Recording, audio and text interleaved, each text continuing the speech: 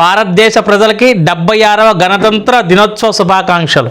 ఇక 2019 నుంచి 24 వరకు జగన్మోహన్ రెడ్డి గారు సీఎంగా ఉన్న సమయంలో హైందవ ధర్మాన్ని ఎలా కాపాడారు, టీటీడీని ప్రపంచ పటంలో ఎలా నిలిపారు, టీటీడీలో ఆయన తీసుకొచ్చిన కొత్త సంస్కరణలు ఏమిటి, ఆయన బాబాయి మాజీ చైర్మన్ వైవి సుబ్బారెడ్డి, బోన కరుణాకర్ రెడ్డి, మాజీ ఈఓ ధర్మారెడ్డి టీటీడీలో ఎలాంటి మార్పులు చేర్పులకు శ్రీకారం చుట్టారు, తిరుమలకు 60 లక్షల కేజీల కల్తీ నెయ్యి ఎలా సరఫరా అయింది, 20 కోట్ల శ్రీవారి లడ్డూ ప్రసాదాలు కల్తీ ఎలా అయ్యాయి, 250 కోట్ల రూపాయల స్కామ్ ఎలా జరిగింది, సుప్రీంకోర్టు ధర్మాసనం ఏర్పాటు చేసిన సిట్ ఏమి నిగ్గు తేల్చింది, ఎలాంటి పచ్చి నిజాలు బయటపడ్డాయి, ఈ వీడియోలో సవివరంగా తెలుసుకుందాం.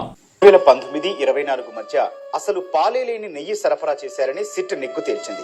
5 ఏళ్లలో అక్షరాల 60 లక్షల కిలోల కల్తీ నెయ్యితో 20 కోట్లకు పైగా లడ్డూలు తయారు చేశారని తుది ఛార్జ్ షీట్ లో పేర్కొంది. కల్తీ నెయ్యి సరఫరా కేసు విచారణ ముగిసింది. సిట్ అధికారులు శుక్రవారం నెల్లూరు ఏసీబీ కోర్టులో తుది ఛార్జ్ షీట్ ను దాఖలు చేశారు. 600 పేజీలకు పైగా ఉన్న ఈ అభియోగ పత్రంలో 36 మంది నిందితుల ప్రమేయాన్ని స్పష్టంగా వివరించారు. వైసీపీ హయాంలో 2019-2024 మధ్య తిరుమల తిరుపతి దేవస్థానానికి అసలు నెయ్యే కాని దాన్ని నెయ్యి పేరిట సరఫరా చేశారని సుప్రీంకోర్టు ఏర్పాటు చేసిన సిట్ నిగ్గు తేల్చింది. పాలే లేకుండా పామాయిల్, పామ్ కర్నెల్ ఆయిల్ తో సిద్ధం చేసిన పదార్థాన్ని నెయ్యి ముసుగులో సరఫరా చేశారని పేర్కొంది. దానికి నెయ్యి సువాసనలు వచ్చేలా చేసేందుకు బీటా కెరోటిన్ లాంటి రసాయనాల్ని కలిపారని తేల్చింది. ఇలా 5 ఏళ్ల వ్యవధిలో ఏకంగా 60 లక్షల కిలోల కల్తీ నెయ్యి సరఫరా జరిగిందని వెల్లడించింది. దీంతోనే 20.01 కోట్ల శ్రీవారి లడ్డూలు, ఇతర ప్రసాదాలు తయారు చేశారని తెలిపింది.